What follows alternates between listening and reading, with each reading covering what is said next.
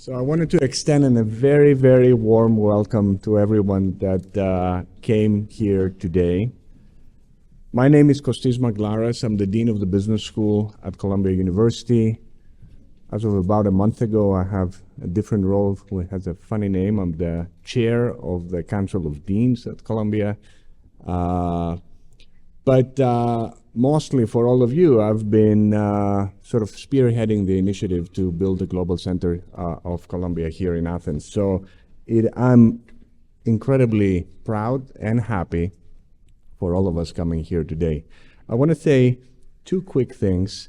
Unfortunately, you're going to have to give the mic to many academics and also politicians. So that's not a good thing, but it's all for a good cause. So the Global Center for Columbia here in Athens aims to do three very simple things. First of all, universities like ours do primarily two things. We educate people and we do research. And we believe that the power of ideas is transformative. It's transformative in people's lives and it's transformative in our society. And our goal here is to truly engage with the local community, with universities, with institutions, with the government, with students, both in education, in research initiatives, in joint programs, and become part of the fabric, of the intellectual fabric of Greece. Athens in particular, but Greece in general. So with that, we're sort of super excited that we came here today to actually launch with our first inaugural event, our Global Center. I'll return back to talk a little bit about what that event is going to be in a sec, but the next thing that I want to do is I want to introduce a person whose determination, starting 4.5 years ago, was instrumental in the launch of the Global Center, and that's none other than our minister, Nikki.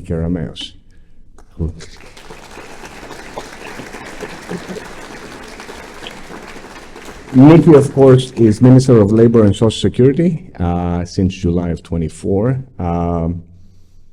And she, prior to that, served as Minister of the Interior. But to us, she used to be the Minister of Education. And this is where we started really forging the path for launching our Global Center. And Nikki and all of us back in New York were in close contact. So Nikki, thank you so much. The floor is yours.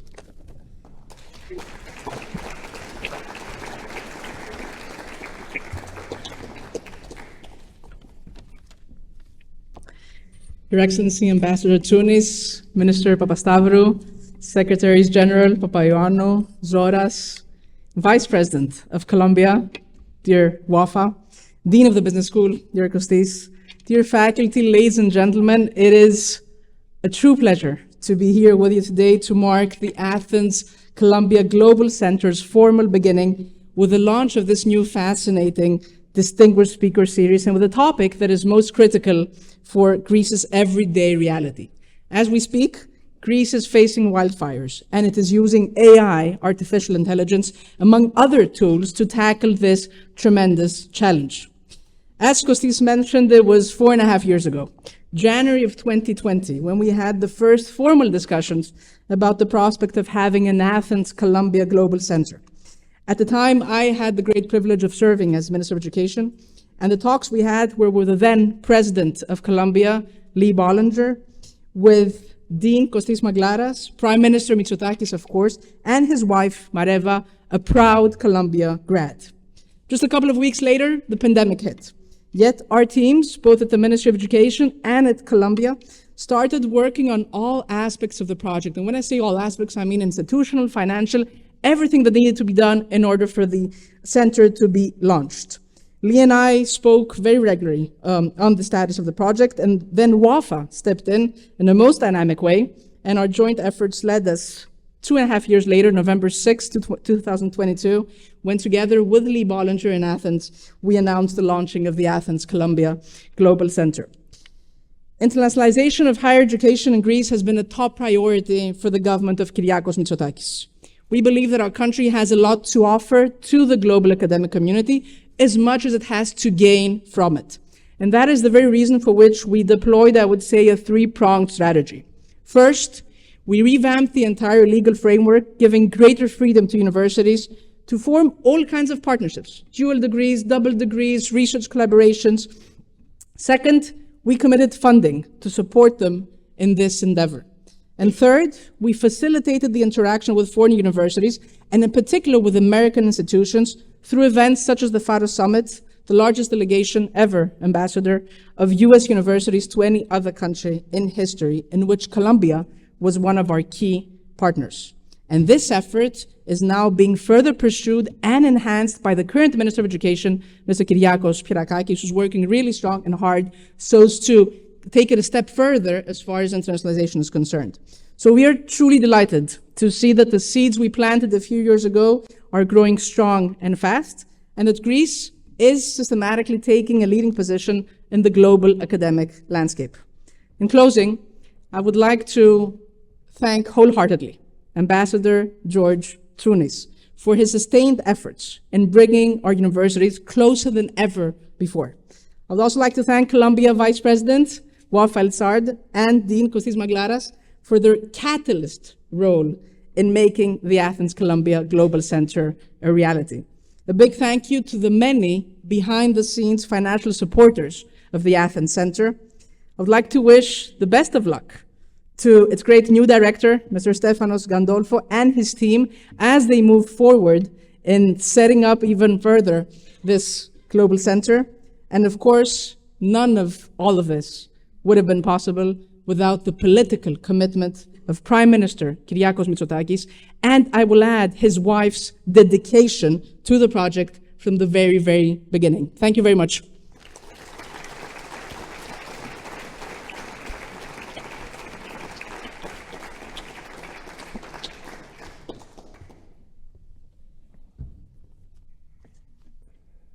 So I have the pleasure of introducing our U.S. ambassador, who represents my adopted country, the country that has adopted me so gracefully. So Ambassador George Trounis is the son of immigrants that moved to the United States after the Second World War. He's a fellow New Yorker, born and raised, went to school there, did his studies, built his career there. And then eventually he moved into becoming first an ambassador in Norway, and then now an ambassador in Athens since 2022. I'll say just one thing before I pass it to him. Ambassador Trounis is a firm believer, as we are, that education, power of ideas, power of research, is transformative. It's transformative it's probably the most concrete way in which we can better society. And he has been such a strong supporter of all of our efforts here, and we very much appreciate everything that you do. Ambassador Trounis.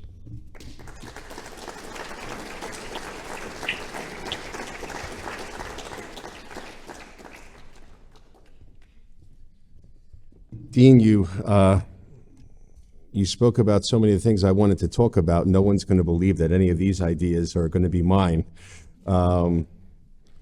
But I'm glad you mentioned that I'm from New York. I see here Columbia University in the city of New York. And I'm so happy that we can now say that there's a Columbia University in the city of Athens. Not far from here, in Academia, a place where Plato taught Aristotle. Much of Western thought was developed. Raphael had a beautiful painting, The School of Athens, that hangs in the Vatican. And he depicts all of the great Greek mathematicians, Archimedes, Pythagoras, and the playwrights and the philosophers. It was important because Raphael was channeling Leonardo da Vinci, who in his heart was an engineer and felt that, but not for the Greeks, but not for that causation, enlightenment would have not taken fold in so many places as it has. It is just one of the debts that we owe the Greeks. It is my great pleasure to welcome you to today's inaugural speaker series organized by the Columbia Global Center in Athens, one of the 11 global centers that form the core of Columbia's global strategy. People have said that, don't tell me what your priorities are. Don't tell me what your values are. Show me where you put your time, your effort, your resources, and I will tell you what your priorities are. As this world is interconnected and we are globalized, and we are so fortunate in the United States to, I think, have the most outstanding universities, Columbia being at the top, very, very top of the list, that they would choose not to be insular, but they choose to be global, to make sure that they spread a Columbia education, this collaboration, as far and wide and deep as they possibly can. Axios. I'm proud that you have chosen Greece for your next global center to empower the next generation of Greek leaders to tackle the world's pressing challenges. Let us not be timid. Let us collectively rise to the moment to address some very real challenges that we are experiencing. We will do what is required. We will do what is necessary. But this work has to be a collaboration. We need to work together, harnessing all of our capabilities, all of our resources. And we have to speak out and speak up for each other. If there's one thing we've learned through history, is that is crucial. Do we think that we can solve the world's great problems today, whether it's food scarcity or the climate crisis or inequality, if we continue to underinvest in vast areas of our population? Do we really think that the optimal decision-making body is a bunch of octogenarian men from Igali or in Greenwich, Connecticut? We are diverse and we need to be inclusive. Anything that I would tell you about how we should conduct ourselves and how we should go forth as thought leaders and leaders is not only the right thing to do for society, it's the right thing to do for economies. We need to bring people together from different opinions, different points of view, different data sets, different perspectives. This is how we solve these problems. There's 8.5 billion people in this world, and we are interconnected. We have to throw away the old traditional playbook. There was a saying about Yale University. A prior president 100 years ago would say, we are here to educate 100 male leaders. Well, today, they educate 1,600. They graduate a class of 1,600 persons. That is the ethos we need to bring forward. Today's focus is especially urgent. The world and Greece suffers from wildfires and floods. They are clear indicators of the escalating impact of climate change. And as we gather in Athens, a city that has endured both ancient trials and modern environmental challenges, the future of the planet requires urgent action and collaboration. Artificial intelligence plays a critical role in this conversation, but its role is complex. AI is both a contributor to climate change due to its energy demands, so are data centers as well. But it's also a key tool for adaptation, resilience, and mitigation. How do we reconcile these seemingly opposing roles?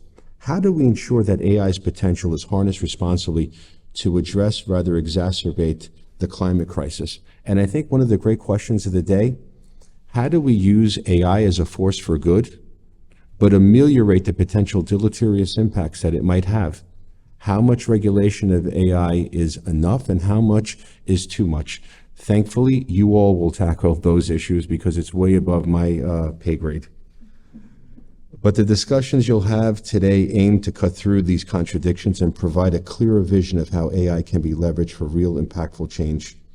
By bringing together thought leaders, researchers, policymakers, we can begin to shape a future where innovation and sustainability are not in conflict, but harmoniously work hand in hand.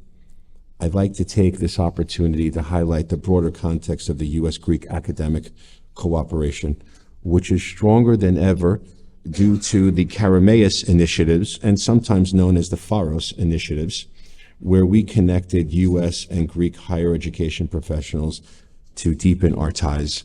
My friend, Minister Karameis, was the beneficiary of not only an outstanding education in Greece, but she went and studied in the United States.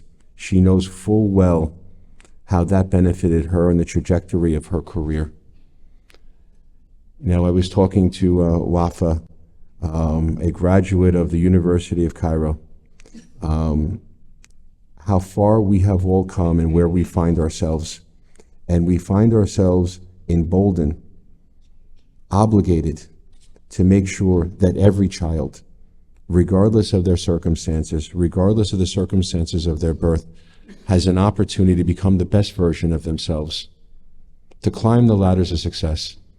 And the great equalizer for myself and my family, mom and dad, dad an orphan, mom and dad from the same small village, no running water, no electricity. They knew war, they knew hunger, but they had an opportunity to come to the United States, and but not for an outstanding public education for their 3 children who all went on to get advanced degrees, we were able to enjoy the benefits of an enriched life.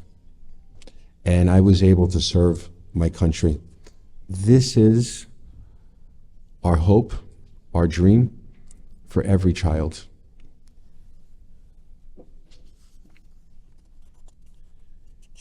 You know, the most important, in my opinion, the most important pillar in the U.S.-Greek relationship, and we have one for intelligence and military and foreign direct investment and culture, and they all seem to work.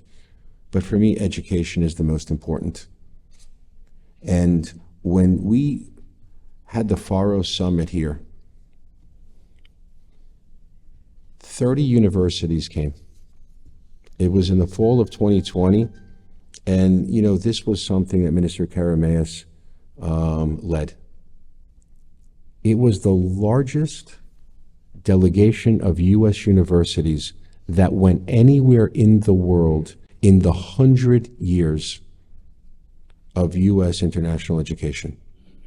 And to come to a country of 10.4 million, there would be that emphasis was incredibly important. This past year, in May, 10 university Britneys, 10 public universities went to New Orleans for NAFSA. And fairly soon, we're going to have Pharos 3.0. We need to make sure that U.S. students come to Greece, and they're doing so in increasing numbers, and Greek students are able to study in the United States. As we celebrate the inaugural event of Columbia's Global Center, we hope that we'll see even more American universities here. But Columbia has set the example. They are the beacon. They are aspirational. And I thank them to that, because when I do speak to another U.S. university, the blueprint is set, and it was done magnificently. And for that, Greece and my embassy owes Columbia a great debt of gratitude. I want to welcome this distinguished group of thinkers, and I look forward to the insightful discussions ahead. Together, we can ensure that innovation serves as a catalyst for positive change, both in addressing climate challenges and in strengthening the U.S.-Greek relationship. I thank you all, and I hope you have an inspiring conference.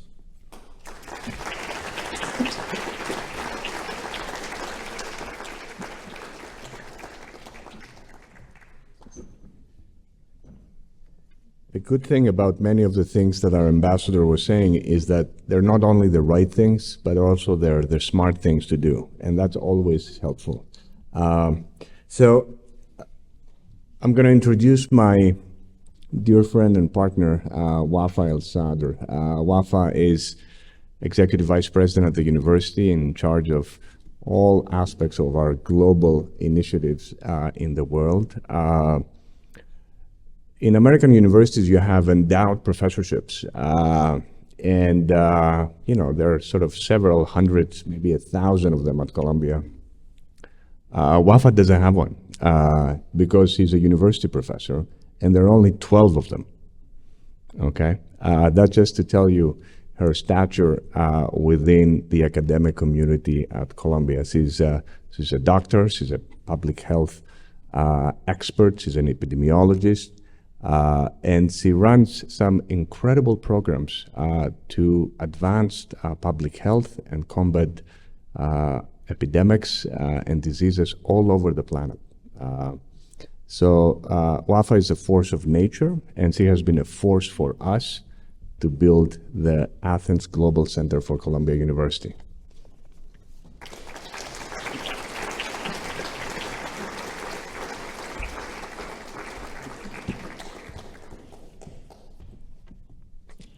Well, thank you very much, Costis, for this generous introduction, and thank you to Minister Karameus, and thank you very much, Ambassador Tunis. It's just amazing to be here today. As was mentioned, I have many responsibilities at Columbia University, but one of my greatest joys is to be with you here today and to have the opportunity to launch the Columbia Global Center in Athens. And I think we're launching the center today, but I think we're beginning a journey. This is really the beginning of a journey that we're going to go on together, all of us. And I think we're going to work together to try to meet some of the aspirations that each and every one of us has, and some of the aspirations that the ambassador talked about, and also Nikki talked about. I want to first of all express my gratitude to some of the people who have contributed to getting us to this point, up to this point, to the Global Center. I think there's been enormous commitment by so many people, and I'll just mention their names very quickly. I think, first of all, the Kanelopoulos Foundation. I think Lena Papadoxopoulou, who's a very good friend. Lena is a dear friend of the Global Center, and she's worked really relentlessly and diligently to get us to where we're at today. I want to also thank Achilles and Konstantopoulos. I want to also thank Christos and Marina Konstantopoulos as well. Dean Dakolias has been a stalwart in supporting the global centers, and then Andreas and Christy Stavropoulos as well, and Nick Tsakos and the Maria Tsakos Foundation, welcome. And also finally as well, Eftikios and Glikaria Vasilakis. So these are individuals who really helped us to get to the point we're at today. I think by way of context, and I think several people have mentioned this already, at Columbia Global, which is a new entity established at the university, the goal is really to further the university's engagement with the world. So under the umbrella of Columbia Global fall several major global initiatives at the university, and one of them, of those initiatives, are the global centers. And as you know, as was mentioned, we support 11 global centers, and we're very proud of Athens, which is the 10th global center that we've added to the family of global centers that we've established over the past 20 years. I think we know that we're driven really at Columbia Global by a belief in what is possible, as well as also by a sense of what is right. And global engagement in this day and age is really at the core of what Columbia is aiming to do and what Columbia Global is all about. And our global centers, in a way, they're at the heart of this vision because they've been created to connect the local and the global and vice versa, and to create opportunities for our students, our faculty, the staff, to create opportunities for shared learning and also for shared dialogue. So the centers, in many ways, they signal almost a paradigm shift in higher education. We aim not only to educate students, but also to bring new perspectives to global research, to global discourse and action out there to the world. Now you'll notice that Columbia Global, our tagline or our motto is, where thinking meets doing. We're very firm believers that we need to it's very important to bring the scholars, the thinkers, together with the practitioners and the doers. And I think it's under this motto that we really want to work together with all of you in this room, the thinkers and the doers, so that we can tackle the most difficult problems that we face as a global community. Now, I want to also share with you that also we've selected Athens and a long time ago, as Nikki mentioned, for a lot of different reasons. I think one of them is the importance of Greece in the life of Columbia University. We have always had our students always study the classics, Hellenic studies, and so on, and have done so for generations. So there's this firm connection to Greece at Columbia, which is, of course, very important as we pursue our work here in Greece. At the same time, I've been amazed every time I've come here to Greece to see the enthusiasm, and all of you here represent this enthusiasm that we've been met with. So we have both enthusiasm on the Columbia side and enormous enthusiasm here in Greece. And I think that that's a perfect recipe for success for this new global center. So turning to this distinguished speaker series, we're launching one today, and it will serve as an important gathering for all of us to come together at some frequency, where we'll have conversations on topics that are timely, topics that may be controversial. But I think the goal, again, is to bring the thinking and the doing together, and hopefully that will shed light on some of the major social challenges that we face, again, together.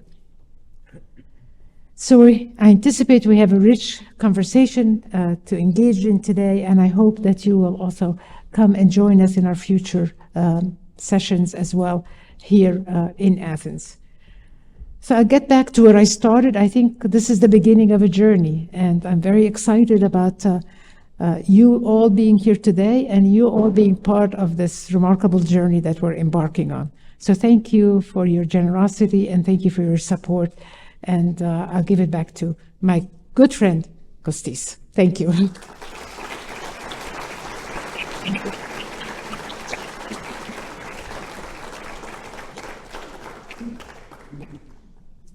Okay, it's time to start.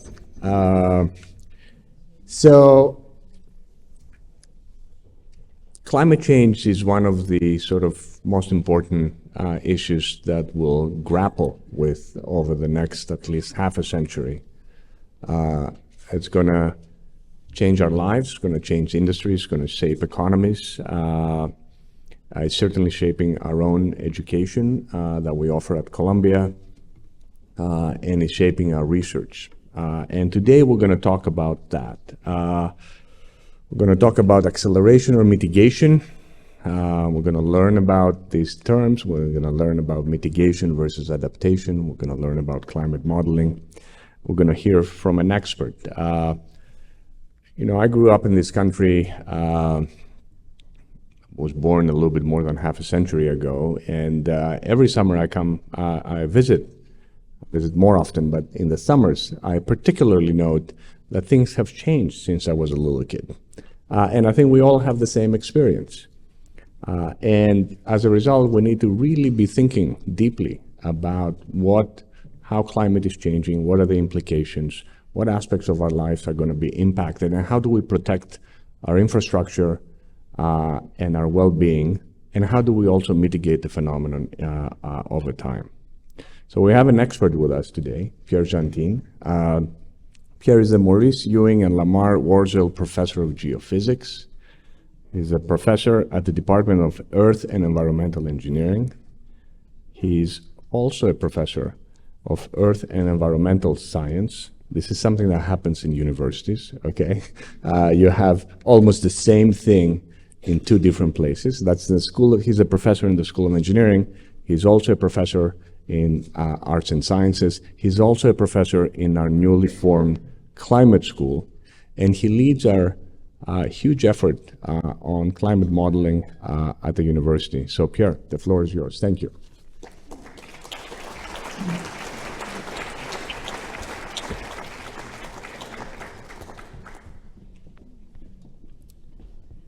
Okay, great.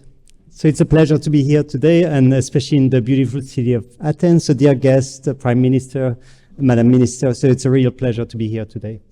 So today I wanted to talk a little bit about climate change and especially how AI could be useful. You know, it won't be a silver bullet. So some people say it's going to be a silver bullet, but it will not be. But it can actually help us to actually get there, you know, and I'm going to try to allude to some aspects as to how it could actually help us to get to a better society. And a lot of that work has been done in collaboration with the Bezos Earth Funds back in the spring. So we led what we call a landscape assessment to try and assess how AI could be a leverage to accelerate climate adaptation, climate mitigation, but also all sorts of natural solutions. And I'll try to give you just a little bit of a taste of that because we won't really have the time to get too much into that. So it goes without saying, and Costis alluded to that, that we live in what we call the Anthropocene. We, as humans, have a huge impact on the natural environment. Every day we're witnessing more and more flooding events. So right now, for instance, we are witnessing a major hurricane event in South Florida, which is having a huge impact on human life and also on society. We are witnessing more and more droughts. So that's, again, especially in the Mediterranean. I'm French, and I've been also witnessing my country changing at a very, very rapid pace. Every summer when I'm back, I can see a landscape that's very different from what I used to witness as a kid. And we're witnessing new types of events. So this is an example from some smoke that we got from the wildfire event back in Canada last year. And those are unusual events, especially when we think about that scale, the scale of the carbon that are being emitted, but also in terms of the impact that it has here on human health and impact on public health.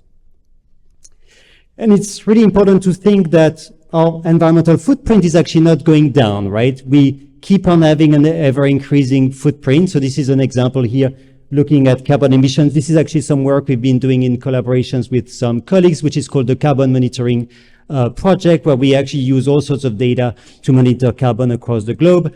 And the main point being that was back in 2023, we can see that we are kind of plateauing in terms of the CO2 emissions.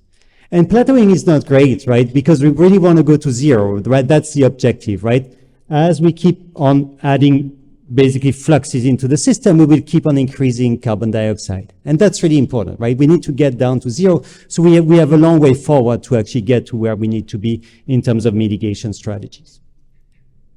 And with that, we also have a huge impact still on the ecosystem. So that's an example thinking about forest and deforestation, looking at what we call primary forests, so the most mature forests, such as in the primary forest of the Amazon. And you can see that the rate of deforestation is still pretty dramatic, right? So we haven't been able to really drastically go down in terms of cutting down those emissions coming from land use and cover change. So that's a major issue. So how can we accelerate progress given a lot of those issues that we are still facing right now? One of the potential avenues for that is to use AI. And as we know, AI has been transforming our lives. For instance, thinking about drug discovery, now we are discovering new drugs thanks to AI. So that's really a revolution that we are witnessing right now.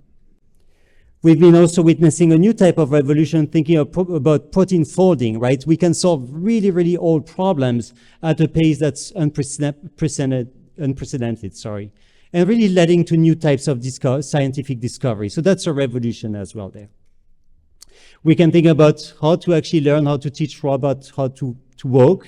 That's a very simple task, but we've been struggling with that very simple task for a very long time, and AI can actually teach us the way to actually get there.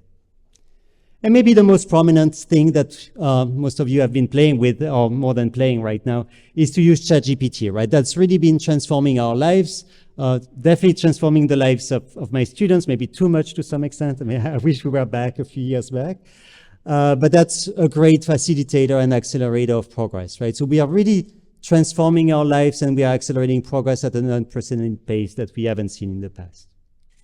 And the question is really, can we leverage some of those, what we call AI superpower, especially for climate and nature solutions, right? And I'll try to give you, again, a little bit of a taste of places where there's a tremendous potential in terms of using that. If you're interested in, I'm sure you will have plenty of time after the reception later today, we have a landscape assessment, so it's about a 200-page report on that. And if you really wanted to get a deep dive into the use of AI for all sorts of things, not just, again, on climate and climate adaptation, but thinking about mitigation, biodiversity, and nature-like solutions. So please have a look. We try to make it pretty readable, so that should be relatively accessible. So I hope you will have a good read. And in tandem, what we did, we collaborated with a company called S3, which is really working on geospatial data. And we put together this web interface so you could actually look at all of the different initiatives going on throughout the world, looking at AI for climate and nature solutions. So if you're interested, you could directly link to that. I'd like to emphasize that it's still very much prominent in the global north. We don't really have enough going on in the global south, but there's still a strong diversity that needs to be filled, and that's really something we should work on. And there are also many sectors that are still underrepresented, so we can talk about that if you're interested. I'd like to give you a quick taste as to some of the lessons that we've learned when we build that landscape, And I would say that the first use of AI is really in terms of monitoring. So we talked about that. The minister talked about the fact that we can now use AI for real-time monitoring of wildfires, of droughts. We can use that to also think about land use, land cover change, or to think about, for instance, food and agriculture and monitoring crop yield, right? That's a prominent use of AI right now at many different scales, from drones all the way to satellite at a larger scale. We can use AI also for optimization. That's a dramatic use of AI, and that's a place where AI really excel. It can optimize things that we couldn't optimize in the past, and at a pace that's unprecedented, right? So that's really very potentially transformative in the way that can lead to progress. And that's an example for when we will start bringing more and more renewables onto the grid. We will need to actually lead with a lot of diversity in terms of the sources of energy that we will have on the grid, and especially with their intermittency, right? And that's where optimization will be a key player, especially for decarbonization of the planet. And I wanted to give you some of the exciting examples that we got in terms of monitoring. So this is an example from a company called Kairos. Some of that was actually incubated at Columbia. That's not the reason why it's there. But that's actually being used right now by the climate trace that's being used by Al Gore to monitor methane. And what they managed to do is directly to monitor plumes of methane. So we can actually do that right now using AI, and we can monitor them. We can estimate the amount of methane that's being emitted at a global scale. And we can track super emitters of methane to actually tell them to turn them down, right? Or to potentially try to mitigate the issues that they would have, especially when they have leaks in gas pipelines. So that's transformative, and that could lead to a dramatic reduction in methane emissions. So that's really a place where monitoring and AI can be dramatically useful. We can use AI for optimization. This is some great work by colleagues at DeepMind. They are based in London. Now they got bought by Google. But that's a place where you can optimize, again, renewables, because it's very complex. We have many different sources of intermittency on the grid. And that's a place where you need to take an optimization on the fly and very, very quickly. And that's an example here where they were able to actually predict wind power ahead of time, but also make that and use that for informed decision making, and to optimize the way the grid should be operating. And you can see that there's basically an increase in the way we can use wind energy onto the grid, and really leading to more value in terms of the use of renewables on the grid. So that's transformative in that use of AI. And that's for prediction, but also for optimization. So those are two great pieces where we can use AI. We can also use AI for prediction, all sorts of predictions. So I'm in particular leading a center on what we call climate projection, so 10-year plus, where we are trying to use that especially for infrastructure planning, climate adaptation, and thinking about policy making as well. But we can use that also for very short time scale, right? What we call nowcasting, thinking about hail or thinking about windstorms, And we can use also prediction and AI for prediction of, for instance, endangered wild species and species around the globe. For instance, tracking elephants at unprecedented pace and automatizing the process as well. We can also use AI for new discoveries, and that's a very exciting area where we can lead to very, very rapid increase in terms of the pace of scientific discovery, and we can develop new types of material that can be used, for instance, for carbon capture. So that's really transformative in the way we can use AI. And I'm just going to show you two quick videos as to how we can use AI for prediction. So those are colleagues at NVIDIA, my good buddy in crime, with whom we actually developed a lot of this AI for climate. And now they are actually using that for weather.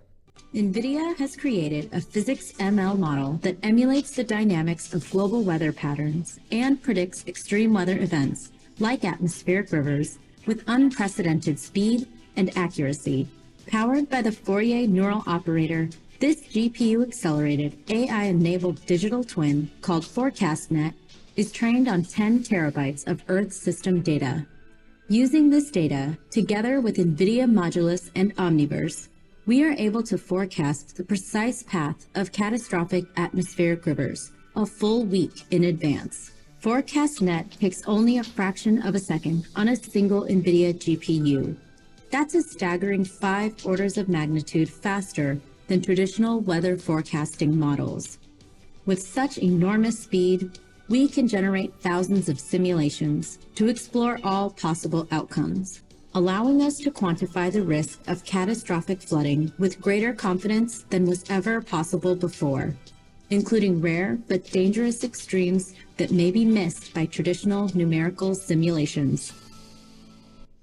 And I don't know if you've witnessed that and if you've followed that, but weather forecasting is being transformed completely by AI. And that's a place where we need to really pay attention, because we used to have traditional weather forecasting modeling centers, especially in Europe, and now a lot of that is being taken over by AI. And the power of that is that we can run that at a fraction of the cost. As they mentioned, we can run many what we call ensemble members, many replicates that can help us actually characterize many extreme events. So that's really transforming the way we can use weather forecasting. And now we can almost run a weather forecasting model on a laptop, right? So there are many companies that are trying to use this technology as well. So it's a very quickly transforming landscape, and we should really pay attention, especially in terms of the old model of weather forecasting and weather forecasting centers.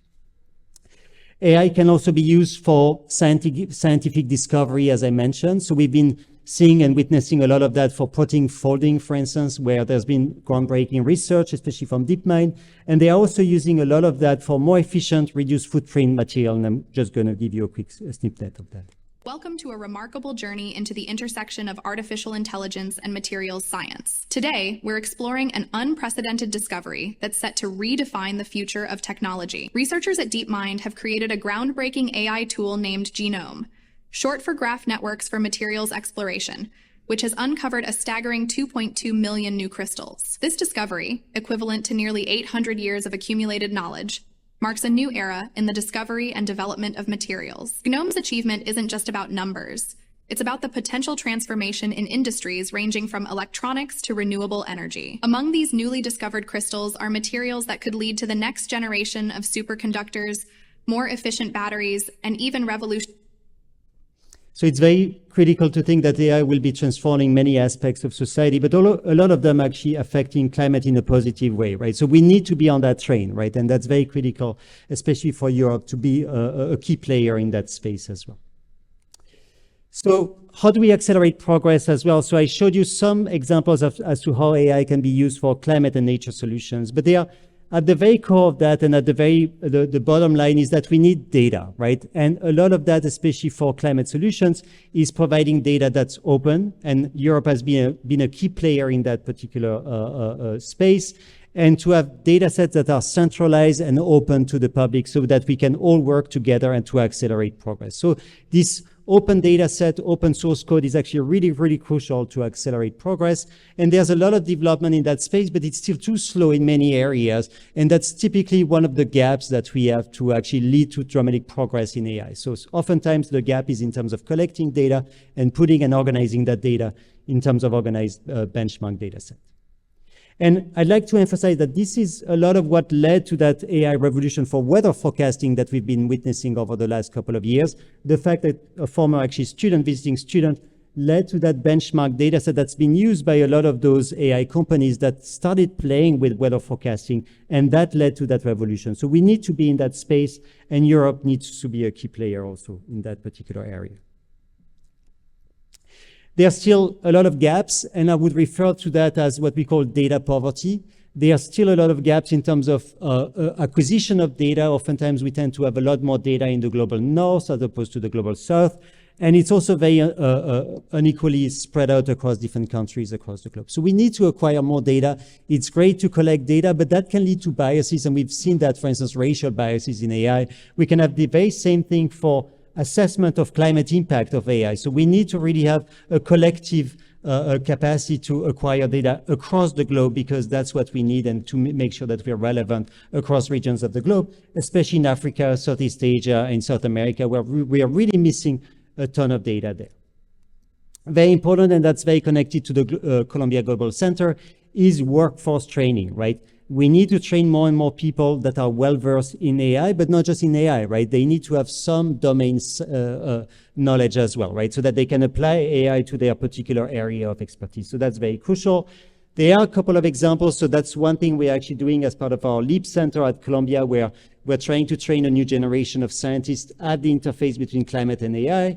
There are some other groups, for instance, at Oxford, but we are still missing many, many people in the workforce. And there's a lot of demand, especially by startup companies and the private sector, for people like that. And so they are oftentimes sending me an email saying, we got that job because we took those classes. So that's great to actually witness.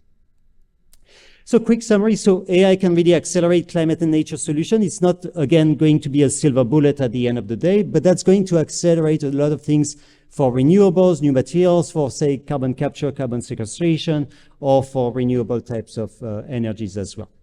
And that's really accelerating many of the solutions that we need for climate, especially on the monitoring and the optimization side of things, but also in terms of prediction, right? And we can make an informed decision if we have accurate predictions, right? So AI is going to be playing a more and more crucial role in that particular area.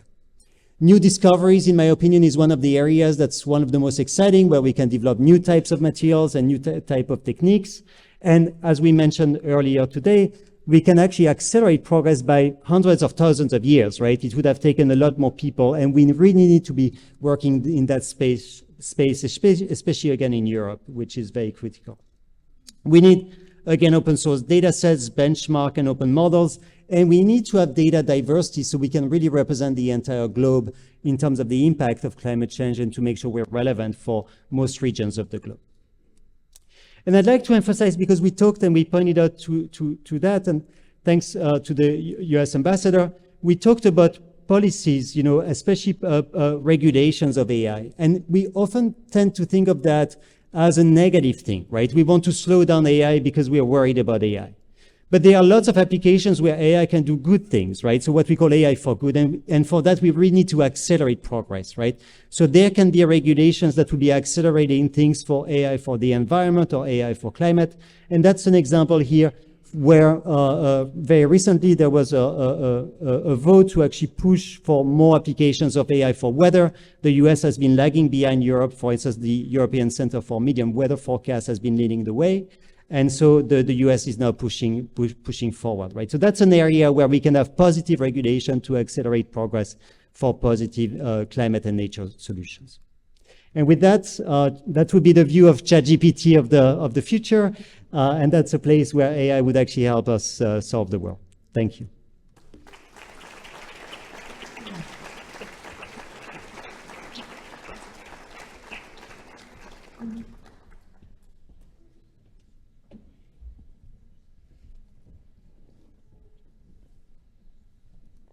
Thank you, Pierre. So before we launch into our panel, I have the pleasure of introducing another guest to share a few words. I would say I thought how to introduce him, and I decided to keep it short. But the main thing is he's sort of genuinely intellectually curious, and he has used that curiosity and strategic thinking to address small and big issues in our country, to position our country for growth. And he is recognized as an incredible leader, not just here, but internationally. So it's my pleasure to introduce Prime Minister Kyriakos Mitsotakis.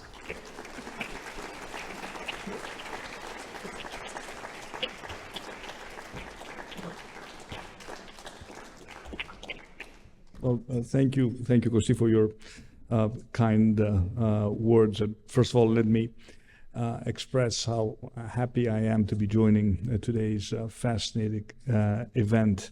And I'm also particularly happy about the fact that Colombia has decided to establish a global center in Greece, in Athens.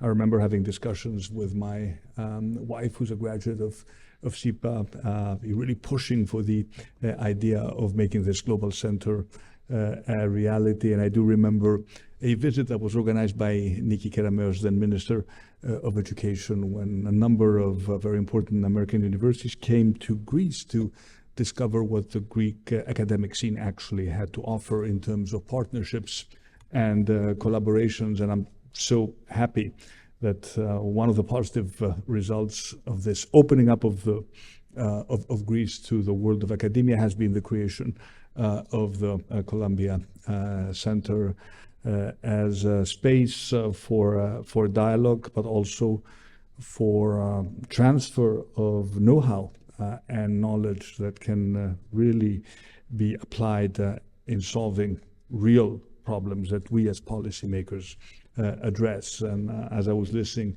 through Pierre's presentation, I thought about how relevant and how topical this discussion actually is. It is very interesting that we are on October 1st, and as we speak, we are fighting a very complicated wildfire in Peloponnesus. It is extremely unusual for us to have wildfires so late in the season, but this is only one indication of the fact that the climate is changing, and we are forced to constantly improve our reaction in order to be more effective in addressing these extreme weather events. And we talk a lot about mitigation and about bringing down the global emissions, and of course Europe is at the forefront of achieving climate neutrality. And if you ask me, I'm absolutely confident that the collective wisdom of humanity and the colossal amounts of public and private money invested in addressing climate change will eventually solve the problem of carbon neutrality. But of course, there is still a lot of time to get from where we are today to a world of zero emissions. And that is why I have an obligation as Prime Minister, not just to think in terms of mitigation initiatives, and Greece has done its part because we have actually reduced our emissions more than most European countries. We produce more than 50% of our electricity now from renewables. Focusing on adaptation and addressing these climate events needs to become a priority, not only for Greece, but also for the European Union. And there is a fundamental imbalance in terms of the funds that we have committed towards addressing the mitigation problem, bringing down CO2 emissions, and the money that is available to address these extreme weather events and their devastating consequences. And I'm personally lobbying also within the European Union to make sure that we address this fundamental imbalance. And of course, technology can be transformative in helping us manage these events. I am fascinated by what you said and about the interaction we also have with various companies in terms of having more advanced weather prediction events, working with some of the big tech companies in order to have detailed flood management and flood prediction models, predicting what a wildfire could do, knowing better, understanding the landscape, the weather, and how it will move and how it will behave. There's no doubt that AI is already offering us incredibly valuable solutions in terms of actually addressing these problems on the field, and we need to up our game. Greece is investing more than 2 billion euros in civil protection infrastructure, and this is not just about planes or about fire trucks.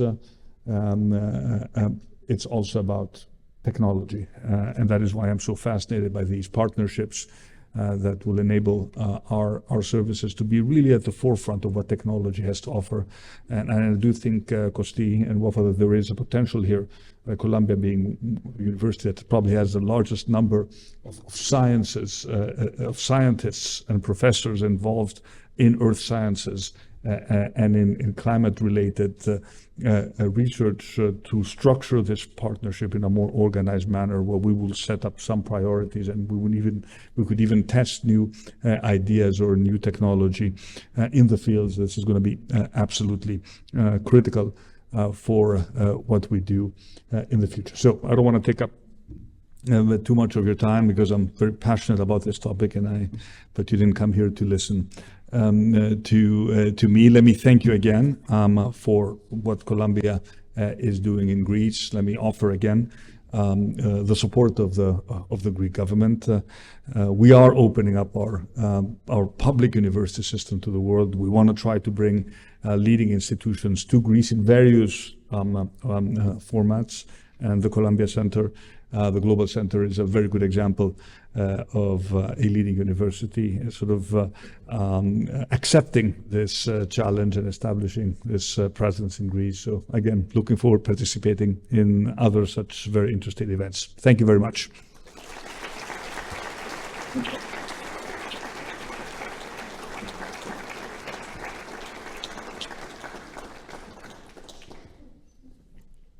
Okay, so now we're going to have a panel discussion. I introduced Pierre a few minutes ago, and I'm going to introduce another colleague and friend, George Odatis. George is a Santiago and Robertina Calatrava Professor of Civil Engineering, and he's also a Professor of Earth and Environmental Engineering. He has worked on a variety of fields throughout his career. And he's doing a lot of work right now in thinking about climate adaptation policies and models. And he's recently appointed as Vice Dean of Research to my dear School of Engineering that we are a strong partner with the business school. So Pierre and George, why don't you join me at the panel? Thank you.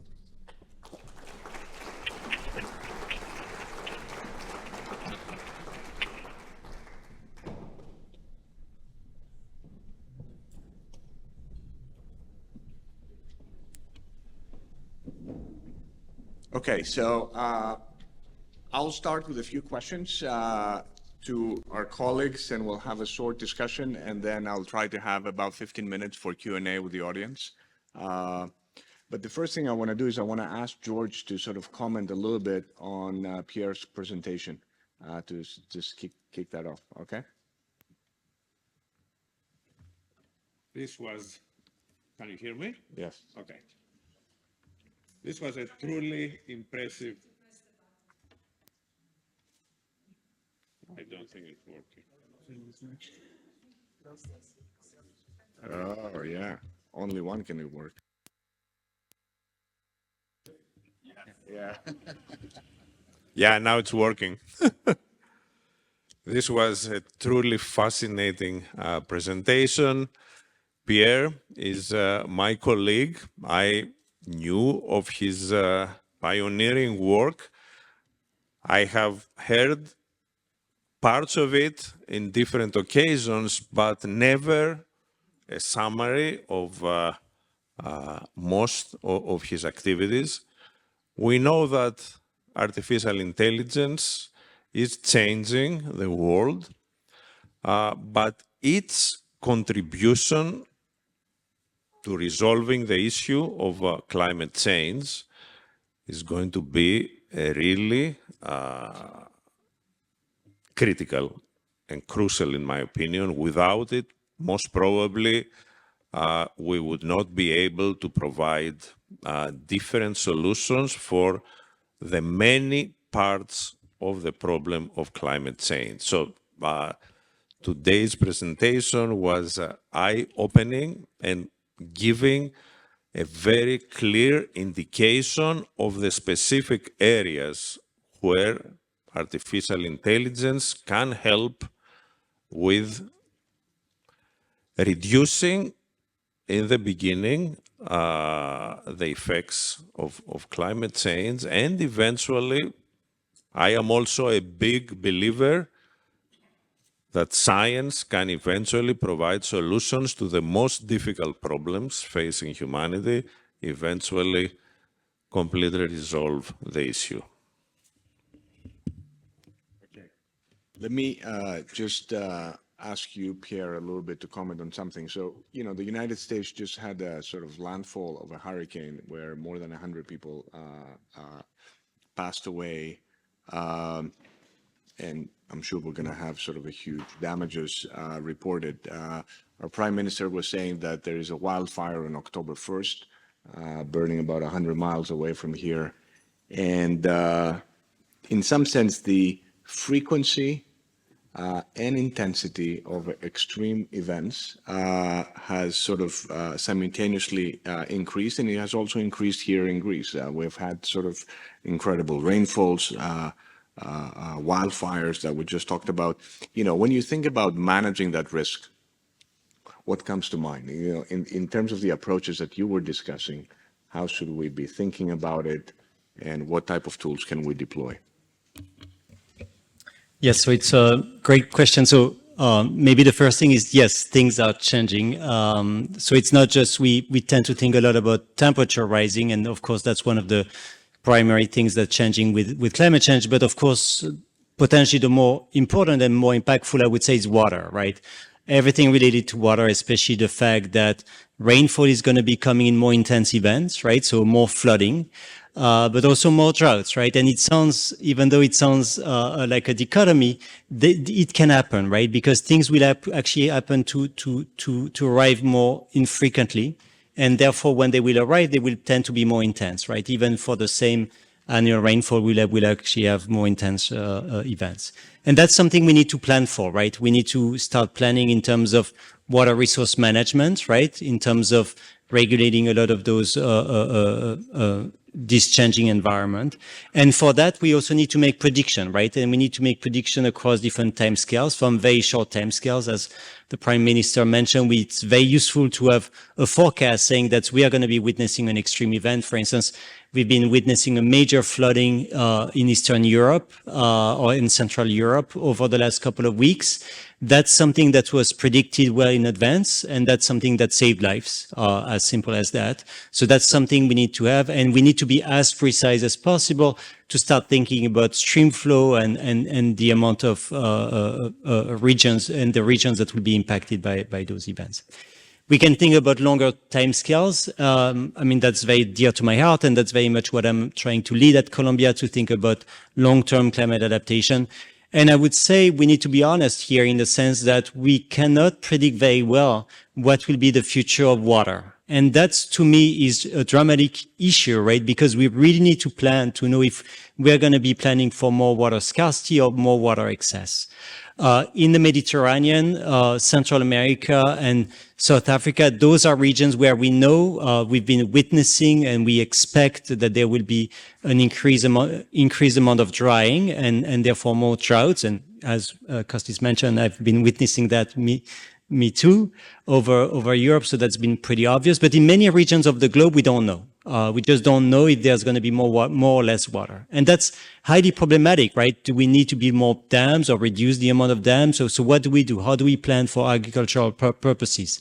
How do we plan for food production, right? So I think there are many places in the economy, supply chain, food, etc., that are highly dependent on climate, and there are many areas where we cannot predict right now, and where we need to be doing a better job. So there's still a long way to go in terms of being able to adapt correctly to climate change, as George mentioned. Let me actually ask you on something. So you mentioned different timescales. So, you know, what Pierre was talking about is we want to be able to model weather and climate patterns on different timescales. We want to know what's happening now, what's going to happen in a week, what's going to happen in 4 weeks, what's going to happen this year, what's going to happen possibly over 3, 5, 10, 15, 20 years. How is this, you know, like, if you can sort of entertain us for 2 minutes, how is that happening, and how is that changing over the last few years with AI? Like the techniques, what's new right now? How do you go about solving that problem, especially when you're thinking 10 years out? Yes, so there's been a lot of excitement around what we call, transformers, you know, like behind ChatGPT. If you're interested, we're using that to predict many aspects of climate, to think about changes in the seasonal cycle. For instance, the extension that Prime Minister was talking about, the fact that we have a longer duration of the growing season. So that's something we can use that for. And that's something very useful to think, for instance, about periods when wildfire and what we call fuel for wildfire could be active, right? So that's a place where we are starting to use many of those tools. We are starting to use many of the what we call diffusion models that are what is behind DALL-E. You know, when we generate images, what we do is we have a prompt and we generate an image. And you could think of that, that's very much what we are trying to do with climate. We have a prompt, you know, which is higher CO2, or it could be we have a given climate in a region and we want to downscale that. We want to have a granular fine scale information. So we are trying to use the same tools for climate, you know, those are really exciting areas. And we are actually collaborating with NVIDIA for those things to think about, you know, like local impact, thinking about also generating a lot of replicates to think about extremes. So the same tools can be used for a lot of those things. So those are very, very powerful tools and very versatile. I wanted to prompt him on that because, you know, we all use GPT, and T stands for transformer, but this technology that was invented in 2017 is actually transforming other fields of study, which is important for us to know. I want to switch back to adaptation and talk a little bit about water level, talk about sort of modeling that and anticipating that, especially, you know, Greece has an enormous amount of coastal regions. And in addition to that, we have a tourist industry that crucially depends on access to beautiful sandy beaches. George, you've been enjoying the sandy beaches like many of us here, so maybe you can take that question. Absolutely. The levels of the seas are rising because of the increase in temperature. The current climate models are able to give a good estimate into the future, 2050, 2080, the end of the century, about the increase in temperature through its relationship with the concentration of CO2 in the atmosphere. But other climate consequences, like the amount of sea level rise, is more difficult to predict. There is a lot of uncertainty. In general, as far as climate change is concerned, the uncertainty is very, very significant. And this complicates the problem significantly. But Costis, you mentioned about sea level rise, that as we approach the end of the century, might become an existential threat for humanity. Imagine a worst case scenario, and I repeat, at the end, as we approach the end of the century, with the seas having risen by, let's say, 2 meters. This means that hundreds of millions of people will have to move to higher ground.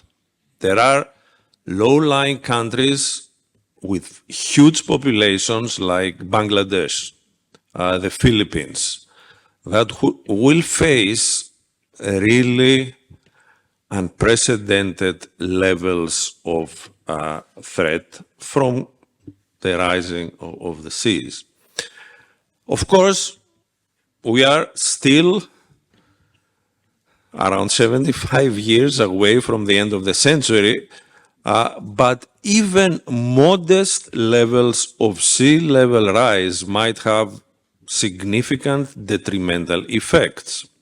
And I remember a few years ago in a meeting with the Prime Minister, when we discussed sea level rise, he immediately mentioned what is going to be the threat for the beautiful sandy beaches of our country that are critical for tourism. Some of the sandy beaches, unfortunately, in Greece have started already to recede. But the good news is that there is a way right now with known technologies to reverse by replenishing the coastlines in the areas where we have these erosion. Greece actually has a leading scientist worldwide working on this issue, Professor Costis, who has done significant work along this line. So as far as sea level rise is concerned and its threat on the coastline, the direct threat, at least in the next couple of decades, can be addressed. The problem, even in Greece, is going to become more serious when we cross the middle of the century, where sea level rise in combination now with more intense and more frequent storms are going to have very significant impacts, and this is where adaptation is going to play an important role. So let me jump in with one last question to you, Pierre. Then we're going to open it up for a few questions to the audience. We talked about water dynamics. We talked about climate modeling. We started to talk about how do we sort of optimize or decide on different sort of adaptation measures to protect the shorelines, to protect against sort of rainfall instances. How should we be thinking? How should we be organizing our thinking in that respect? What would be your sort of key idea here? So I would say, a couple of things. The first thing is we need to be precise, right? So we need to have the best prediction possible. And for that, there's still, again, as I mentioned, some work to be done, especially when we think about climate modeling, but it's not climate, right? It's actually climate, but even at shorter timescales, right? When we think about seasonal timescale, that's a very powerful information that we could have, right? Thinking about, will there be more or less or fewer wildfires, for instance, the next season? So if we could get access to that type of information, that would be extremely valuable. Would it be drier than usual or warmer than usual? And in fact, there's already a lot of hedges being done, for instance, on the commodity market and the energy market because of that, right? So that's actually a very important area where if we could increase the prediction capability and the accuracy of that prediction, that could actually be extremely valuable information for the future. So we can hedge around that, and we could also adapt to that. So I think it's actually really critical to be precise. On top of that, what we need is to have a sense of the uncertainties, right? We need to be precise, so we need to know what the trajectory will be like, but we also need to kind of know what are the uncertainties like, what will be the frequencies of those extremes that we mentioned before, right? So that's also something that we need to characterize. Also something that's a real challenge right now, even for weather forecasting, where we tend to not really capture many of the extreme events, and that's a place where AI seems to be doing better. So there's good news, even though a lot of physical scientists at first were looking at AI and say, oh, they cannot get the physics right. And in fact, they are actually doing better than the original physical model. So that's actually some sort of humble perspective on that. But that's something we need to have. And then I would say the last thing, and that's related to George's point, the last point is that we are witnessing more extreme events, but the nature of those events has changed. And now we have what we call compound events. So it's not just one particular drought event. It's going to be a drought plus a wildfire, right? It's going to be sea level rise plus intense rainfall, right? And this is pushing the boundaries of the infrastructures, right? Because when we look at those compound events, and there's a lot of literature on that, we can show that the impact on the infrastructure is so much more higher when you have two events together, because they just create like a product impact in terms of the infrastructure. So that's something we also need to plan for. We won't be like in the past, and we need to be knowing how the behavior of the system is changing and how those extreme events in particular are changing. Okay, thank you so much. So we'll open it up for two questions, and then we're going to try to close. Are there any, so I see one hand over there, the lady in the white shirt. Can you tell us your name and briefly ask the question? Oh.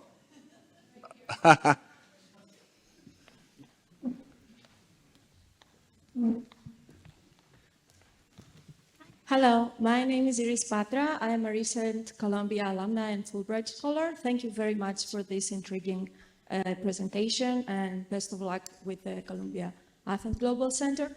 I was wondering, since you talked a lot about how AI is transforming our lives and how AI is effectively used to mitigate the climate change and the environmental footprint that we have on the planet, going back one step, how can AI be used in order to mitigate its own environmental footprint, as you mentioned, with the vast energy consumption that it has, in order to build a more sustainable and green AI? Thank you. So let me start by saying something for 30 seconds, then I'll pass it to Pierre.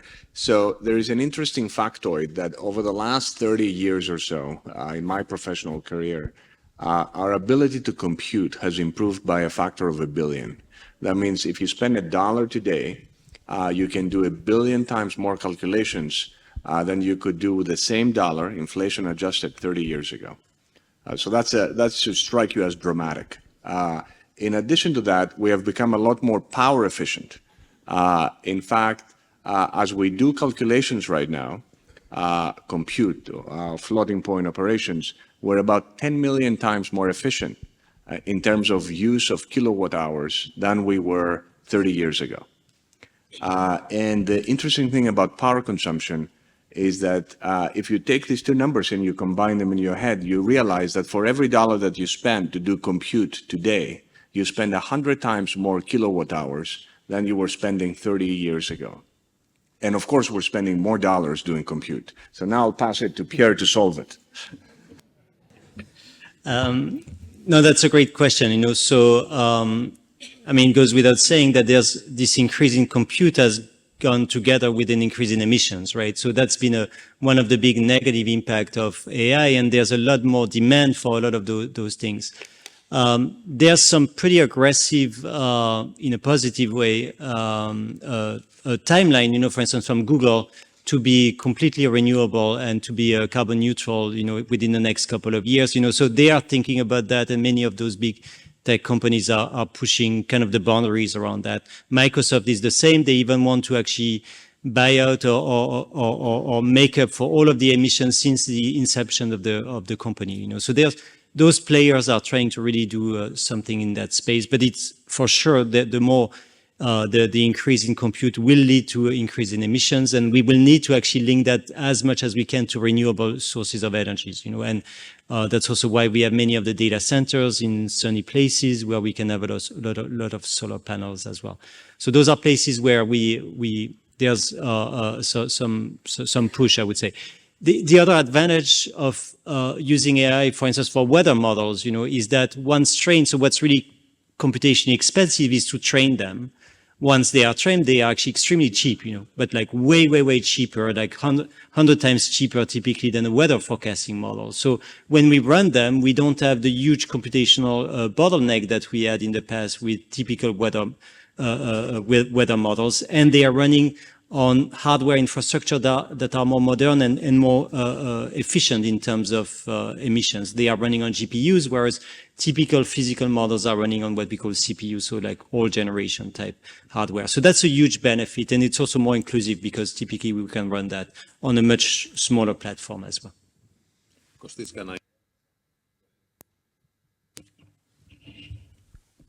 I just want to mention Greece is a very windy country. It has a lot of sunshine, meaning it can produce clean energy that can support all the AI energy demands. And it is being done as we speak. Good, thank you. Microsoft actually just wanted to recommission the 3 Mile Island nuclear power plant to actually do exactly that. There was a hand somewhere here. We'll take that as the last question. We're bringing a mic.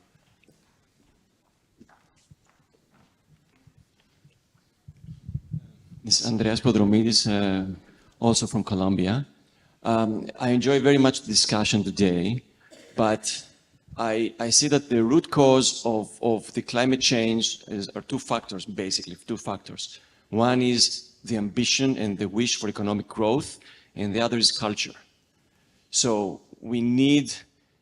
everybody wants economic growth, better conditions to live, but at the same time, there is no culture to be able to sustain where we live. So each person finds it works as individual, too hard to address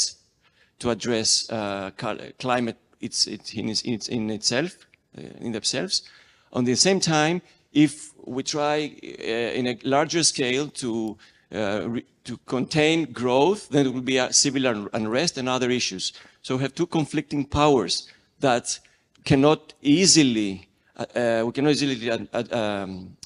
take them together and balance them to contain for the climate change. Now, AI and all technology and tools can be a tool, and for scientists and academics and politicians to use AI as tool and research as tool to address this, but there are no easy solutions. We can predict, but we cannot stop this phenomenon very easily, right? So if you can comment on that. So let me just comment, but I'll start by making sharing my view that we're going to grow ourselves out of that issue, rather than shrink ourselves to size. And partially is because of all of these tensions that exist if you were trying to do the alternative. The other thing, you mentioned AI, clearly we need to be extremely proactive in thinking about the unanticipated use of these extremely powerful technology. And I think we're trying to do that both in our policy domain, but also in the academy. The last thing that I'm going to say about climate, which relates to your starting point, is that in my view, there are 5 factors that affect really our thinking and how do we address climate change over time. The first is, of course, climate science. We need to be able to model, predict the phenomenon to guide decision making. The next one is engineering, in the sense of technological solutions to actually help mitigate, provide mitigating solutions and adaptation measures. The third, and this is not because I'm the dean of the business school, is business, because we need to implement and scale solutions in order to actually front run that issue. The fourth is policy, and of course, having policymakers in audience is important, and interacting with them is important. And the fifth is psychology, which is, I think, your point of origination. We also need to understand what that is, and we need to change our own behavior. And we vote for people that care about the topic. We change our own individual behaviors, and hopefully through the combination of all that, we're going to grow ourselves out of the program. But that's my optimistic view. I want to end the program, but before I do that, I want to introduce our incredible and fearless director of our Global Center, Stefano Gandolfo. So, we can go down.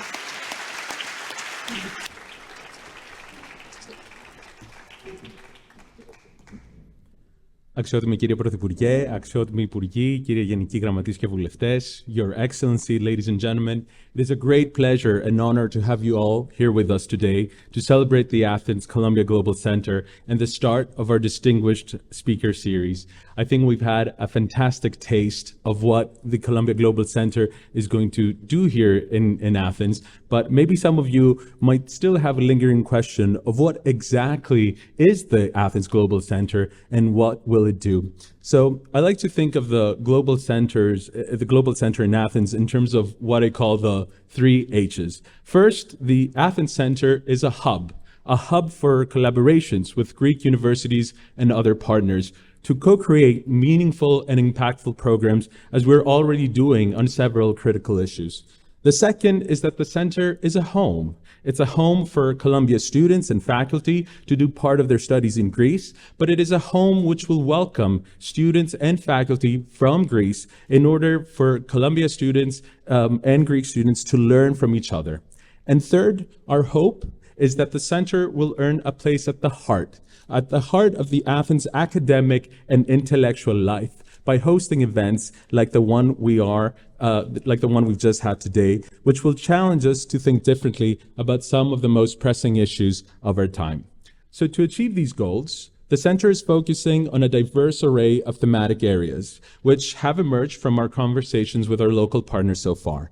These themes are climate change, migration and international affairs, global health and medicine, business and innovation, classics and archaeology, and of course, the arts and culture.